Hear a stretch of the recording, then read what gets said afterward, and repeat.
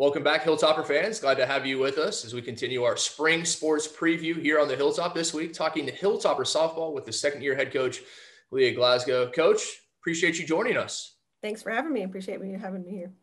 Coach, as I said, this your second year on the Hilltop. Last year, well, wasn't normal for any sport for a number of reasons, but obviously the pandemic, your first year there, you got to a 12-10 record in a COVID-shortened season. When you look back at last season, what stands out to you?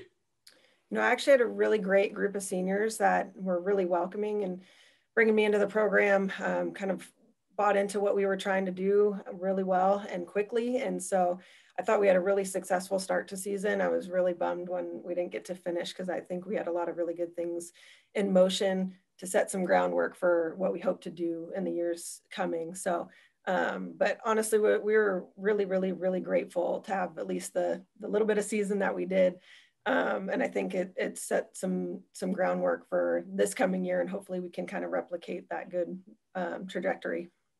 Only 8 conference games being played last year before the pandemic cut the season short. This year, a lot of young talent, a lot of underclassmen, actually no juniors on your roster this year, lots of freshmen and sophomores, but a big opportunity for some of these young players to really step up. Yeah, we're excited. I think we've got a really great class of freshmen that are really talented, and some of them are going to have to mature pretty quickly in starting roles. And I'm sure they probably enjoy that because it gives them lots of opportunity. But we're excited to see how they come out and perform, and looking forward to building on their entry year so that we can have a really strong program going forward. I think it's safe to say it's a cliche that everyone says the biggest change comes from the first game to the second, from the first year to the second. But I would be remiss if I didn't ask you, this is your second year. What are you hoping to see the biggest changes in? I think for us, I think we have a really strong pitching staff, and I hope that can continue. And we're a young pitching staff. So that alone, I think, sets us up for some great success. And then 2 is just having a little bit more of an offensive mind when we're playing our game. So I'm hoping this year that we can show people that when we show up that we're someone that should be a little bit intimidating just by how strong we are offensively. So that's what I hope to see us improve on as we go in the next little bit. Personally, you had a great career as a collegiate player. You've had a great career as a coach. After 6 years at Colorado School of Mines, you left as the program's all-time winningest coach. How would you characterize your coaching style?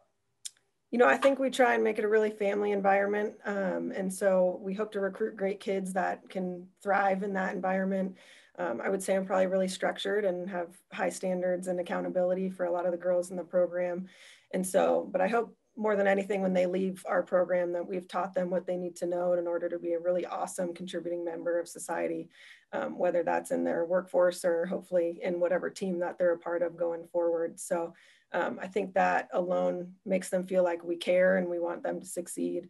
And I tend to find that those are the kind of kids who come in and will work really hard for you. And so hopefully we can continue to build that, and we can see that same success here at St. Edward's. Season opener, long awaited, just around the corner. You'll head out to San Angelo there.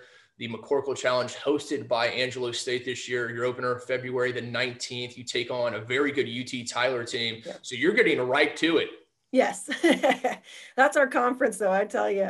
So there's usually not really an easy day when you're going through. So we're excited to get started. I know our kids are anxious to play. It's felt like forever now since we've been able to be on a field with someone else other than us. So we're really looking forward to seeing someone else in a different uniform. Well, there's a ton of talent in the Lone Star Conference, as you mentioned. You have a lot of young players. What do you think is the most difficult transition for the high school players coming not just to the collegiate ranks, but to a very good Lone Star Conference? The pace of the game. I think it's just the intensity as well, but definitely the pace of the game. It moves quickly. You have to make adjustments really quickly, something that maybe they're not always used to as freshmen, where they have a little bit more time, where they might play one game on a Wednesday and then another on a Saturday. You got to move with the speed of light in this conference, and be able to pivot even in, the second inning if you have to. So I think that's the big thing. But then the intensity, it's more draining probably than they realize, just because every moment matters. So, but it makes it a lot more exciting, that's for sure. Well, a few games on the road to start the season. Again, the McCorkle Challenge the weekend of February the 19th, the 20th and the 21st. hosted by Angelo State. Those will be your opening games. The home opener, that doesn't come until March the 12th, which is a Friday, as you host Texas Women's. And you can, as always, watch that on LoneStarConference.org. Coach, we appreciate it. Very shortly, you'll be back on the diamond. And as you said, thankfully playing against someone other than yourselves. Yes. We're really looking forward to it. And we appreciate your time. Coach, thanks again, and good luck this season. Thanks so much. Have a good one. You too.